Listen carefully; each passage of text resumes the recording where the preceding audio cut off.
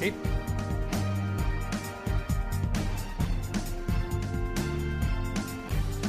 Yo sí.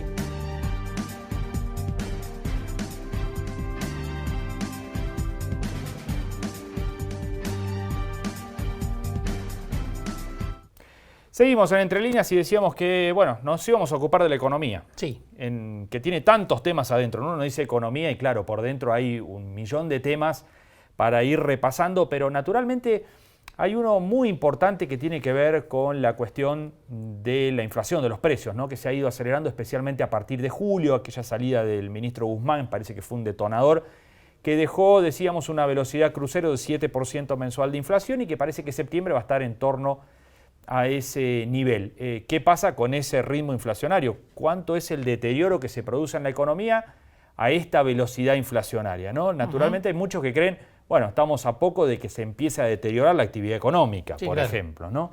Bueno, José Simonella es economista y gentilmente nos atiende, ya está en comunicación con nosotros. Vamos a hablar de todos estos temas. José, ¿cómo va? Buenas noches. ¿Qué tal? Buenas noches, un gusto. Bueno, muchas gracias por estar allí y por atendernos. Bueno, ¿cuánto se puede demorar el deterioro en la actividad económica a este ritmo inflacionario del 7% mensual?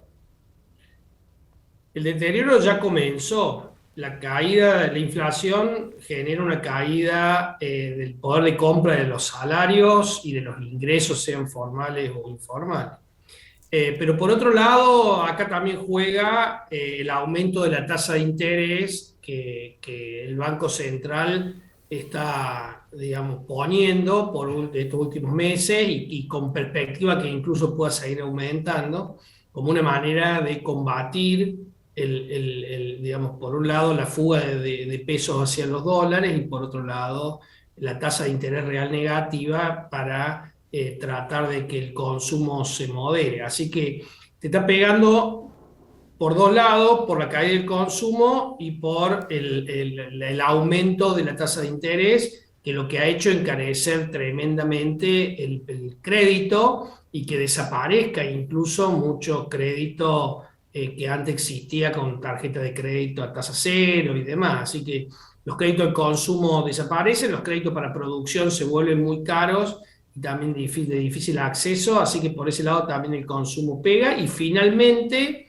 otro digamos, determinante para la caída del nivel de actividad es la falta de dólares que impide el libre provisionamiento de insumos importados y esto también pega el nivel de actividad. Así que el nivel de actividad ya está cayendo como consecuencia de estos tres factores al menos, y hay que esperar que se profundice en los próximos meses porque los dólares van a seguir escaseando más allá del éxito del dólar soja, y por otro lado la inflación, como bien dijeron ustedes, va a seguir estando alta. José, si hay freno en la actividad económica, ¿no? Si hay un enfriamiento en la economía, en la marcha de la economía, ¿por qué no hay un correlato en los precios, ¿no? Digamos, la lógica del sentido común nos diría, bueno, a menos actividad, los precios tienden a contenerse, ¿no? Eso es así, lo que pasa es que en este caso yo te decía del factor también que tiene que ver con una crisis de oferta, digamos, como consecuencia de la falta de insumos. Entonces, por otro lado, eso genera presión sobre los precios. Acá hay dos problemas. Por un lado, una menor producción de bienes y de servicios, como consecuencia de la falta de insumos, y esto los encarece. Y por otro lado, la perspectiva de que en el corto plazo los dólares oficiales, el dólar a 150, para que la gente entienda, no va a ser de fácil acceso y muchos procesos productivos tienen que hacerse de los insumos para no parar, con dólar un poco más caro, con los dólares libres, con un dólar que está un 90% más caro y eso genera una inflación de expectativas importante, ¿no? Independientemente que consigan o no los dólares luego al precio oficial, pero la expectativa hace aumentar los precios. Así que el nivel de actividad debiera bajar mucho para que se moderen los precios como consecuencia de la caída de la demanda. Todavía la caída de demanda es bastante incipiente, pero por otro lado tenemos una falta de insumos importante y además recordar también que los precios de los commodities, fundamentalmente los vinculados al sector agropecuario, han sufrido como consecuencia de la guerra de Rusia contra Ucrania un incremento de precio importante que ha hecho, y una falta de insumos importante, en el caso de girasol, que ya le pega a productos como, por ejemplo, el aceite. ¿Quién accede hoy al dólar oficial? No es más una ficción que una realidad, porque escuchamos esto, ¿no? Que casi todas las empresas que necesitan insumos están rigiendo sus precios por un dólar mucho más alto, porque es el dólar al que acceden, ¿no? No, no es una ficción. Un porcentaje muy elevado digamos, de los insumos están todavía a precios de dólar oficial. Ese fue el error que cometió el gobierno de Macri cuando ni bien asumió, creía que la mayoría de los costos estaban ya al dólar libre, y te acuerdas que liberalizó, digamos, unificó el tipo de cambio, y eso generó presión inflacionaria. Hoy con la brecha, y la brecha era muy inferior a la actual, y la inflación muchísimo más baja que la actual. Si hoy unificaran el tipo de cambio, la presión inflacionaria sería tremenda. Argentina no está en condiciones, esto yo comparto la visión que tiene Massa en cuanto a que no está Argentina en condiciones hoy de unificar el tipo de cambio. La inflación está en 3 dígitos y subiendo, digamos. Como decían ustedes, ya está en torno al 7%. El REM que salió ahora del Banco Central la ve en 6,7, pero si vos vas viendo los distintos relevamientos de expectativa de mercado, digamos, las inflaciones para los próximos meses siempre son superiores a las del mes anterior, a la estima del mes anterior, para los próximos meses. O sea, la inflación de expectativa sigue estando muy fuerte. Tenemos problemas sociales muy graves, tenemos mucha gente en la pobreza, mucha gente en la indigencia. Entonces, digamos, hoy pagar los costos de una unificación cambiaria, que sería la solución para los problemas de balance de pago, o de balanza comercial, desde mi óptica, no son políticamente viables. Recordá que más del 65% de los insumos todavía están a precio de dólar oficial de 150.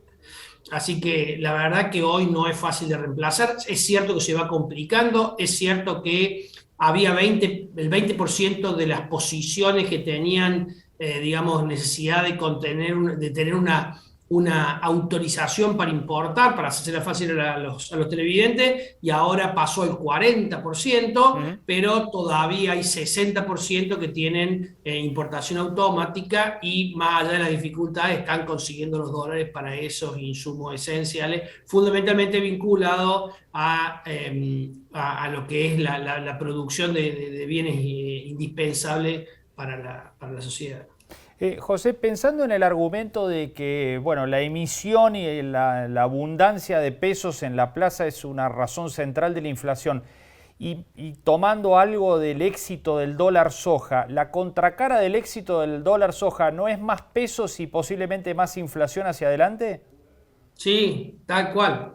Tal cual, o sea, el dólar soja, como toda terapia, digamos, en un momento de estrés, digamos, tiene un beneficio, que es tranquilizó el tipo de cambio y fundamentalmente bajó los valores de estrés que tenía el tipo de cambio, y por ende también tranquilizó a los operadores en general, a los inversores, a los ahorristas. Pero la contracara de eso, la contraindicación, como bien lo está diciendo, es la emisión de pesos que tuvo que hacer el Banco Central para comprar un dólar a 200 y venderlo a 140, y la otra parte atesorarlo. Ahí se habla de 1.400.000 pesos que se volcaron al mercado y que el Banco Central los va a tener que absorber, o lo está absorbiendo con la ELIC. Por eso yo te decía que no descarto que haya un nuevo aumento la semana que viene, cuando se conozca el índice de inflación, de la tasa de interés, que ya está en la tasa de interés, que si bien de plazo fijo está al 75% nominal, cuando vos ves la efectiva está 107%, o sea, va en línea con la inflación. Pero como la expectativa de la inflación es que va a seguir subiendo los próximos meses, diciembre, enero, va a ser inflación anualizada mucho más alta que el 100, probablemente la semana que viene, el jueves que viene, el Banco Central vuelva a aumentar la tasa de interés y va a pagar un costo muy alto, que como bien decís vos, es déficit cuasifical ahora, porque el Banco Central tiene esa obligación que pagar, pero eso es inflación para el mediano y el largo plazo cuando haya que desafectarlo. Las LELIC hoy representan prácticamente 7 billones de pesos, y eso genera una preocupación muy, muy importante. Recordad que Alberto Fernández decía que iba a desarmar las LEVAC, que era prima hermana de la LELIC, y con eso le iba a aumentar los jubilados. Bueno, lejos de poder aumentar los jubilados, la LELIC hoy es una realidad, y una realidad que preocupa para el año que viene y fundamentalmente para el próximo mandato, el próximo gobierno. Con estos niveles de inflación, José, es imposible que no haya pérdida de poder adquisitivo, ¿no? Que se le pueda seguir el ritmo como ocurría con estándares de inflación más bajos. Obviamente. Es más, Moroni digamos, lo reconoció. No sé cuánto le quedará el ministro de tiempo como ministro Moroni, porque está bastante cuestionado por el kirchnerismo, pero Moroni ayer reconoció que con inflación del 100% es imposible que los salarios alcancen a la inflación. Ya lo decía Perón, los alquileres, perdón, los salarios suben por la escalera y los precios por los ascensores, ¿no? José, muchísimas gracias por estos minutos con Entre Líneas. No, muchísimas gracias a ustedes, que tengan todos muy buenas noches. Igualmente, gracias. Bueno, ahí estaba, José Simonella, economista, analizando un poco el panorama actual. La verdad es que la perspectiva es inflación fuerte para adelante. Va a seguir a este nivel, ¿no? En el mejor de los casos. Sí, el relevamiento de expectativas del mercado, hoy mismo que dio a conocer el Banco Central, señala que se espera más de un 100%. José Simonella nos decía que los meses de diciembre, enero, ¿no? Que son meses de por sí con calientes, mucha presión inflacionaria, este año van a ser todavía peores y se va a estar por encima de la inflación. De ahí que el Banco Central esté aumentando la tasa de referencia para tratar de seducir a quienes tienen pesos y los dejen en el sistema y no se vayan al dólar o no se vayan a alimentar todavía más la inflación. Nos vamos a una breve pausa, enseguida volvemos.